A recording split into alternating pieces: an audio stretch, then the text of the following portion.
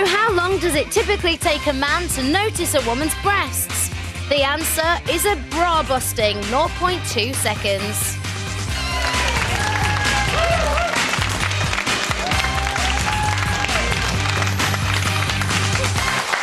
Otis getting very carried away. Calm. So, last bit of this morning's show, we're trying to find out how you'd tackle a bloke who talked to your chest, not your boat race. Dominic, Janet, Otis is going to give their thoughts in a jiffy. Your solution's most welcome to the usual number. Now, once again, we've got one of the Right Stuff team to thank for supplying this real-life dilemma. And she said, which told us the other day, she was sick of having her best mate's boyfriend ogle her chest whenever they hook up. Even when he starts off looking me in the eye, she explained, within a few seconds his eye line just drifts down, down, down, and settles about there. Should she confront him? Should she tell her mate that her boyfriend's a dirty lech? Or should she do something else? And just for the record, because I think it's important, my colleague isn't some sort of brazen hussy who likes to put her rack out on display for everyone to gawp at. She's not like that at all. Now, one study found that a woman's lady bumps were the first thing 47% of fellas noticed in a woman. Only 20% clock her face first. A bit like Bruce Willis, then, who was snapped ogling his Perfect Stranger co-star, Halle Berry.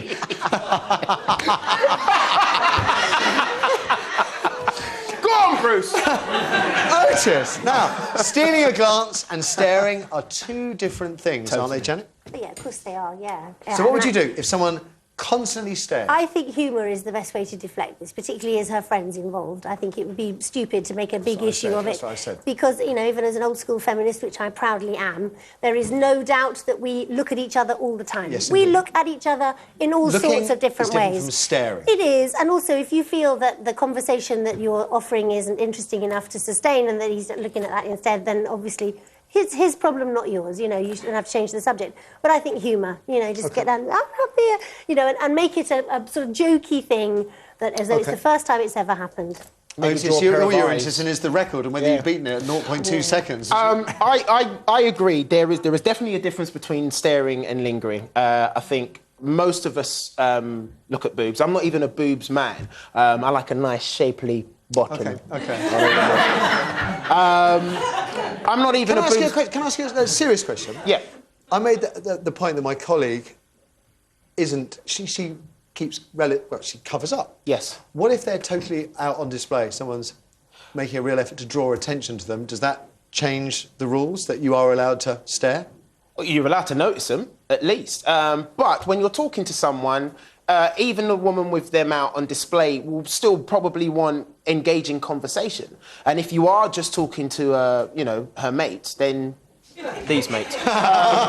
You know, she's going to be offended. OK. Dominic? Well, I think it's innate. I think it's innate to clock them. I think they draw the line at talking at them. Right. Yes. Yeah. So what would you do if you were her and you had this guy constantly talking? I think the humour's a good thing, and the humour could be she could bring on a little box for him to stand on. To get a better angle. Yes. I think that's taking... You don't want props. There we are. This is your box. Already got a prop. Let's turn over to you guys at home, Kirsty. OK, we have Charlotte on line 3. Charlotte, good morning. Morning. Do you get people staring at your chest, Charlotte? Like you wouldn't believe. It's really irritating. So what do you do about it? I've actually resorted to wearing a top that says, "Don't talk to my boobs, they're deaf." That's brilliant. Can you buy this in shops or did you make it up yourself? Is that really... Pardon? Did you make this T-shirt up yourself or can you buy it in shops? I actually had it made myself. I used to work at a T-shirt printing company. Charlotte, you're on to a money winner. Yeah. This is Charlotte, is it written in Braille? Charlotte, thank you. I think the T-shirt's a brilliant idea. Let's have one On more. line 2, we have Irene. Irene, good morning. Good morning. What do you do?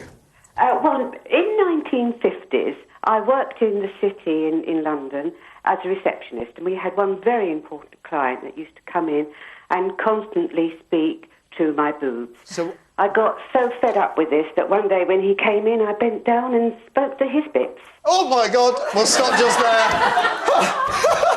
And then I wonder what happened next. Oh, and that just about wraps up this morning's show. Otis, great to see you again. Don't forget, you can see more of him on The Gadget Show, 8 o'clock tonight on 5. Janet and Dominic, nice one. Ladies and gentlemen, show him some love. Now, TV chef Ching Hei Huang, she returns to the panel tomorrow, and we're going to find out how important you think you are. 50 years ago, none of us thought we were important. Today, we all think we are. We'll see you at 9:15 tomorrow. Thanks for your company today. Bye for now.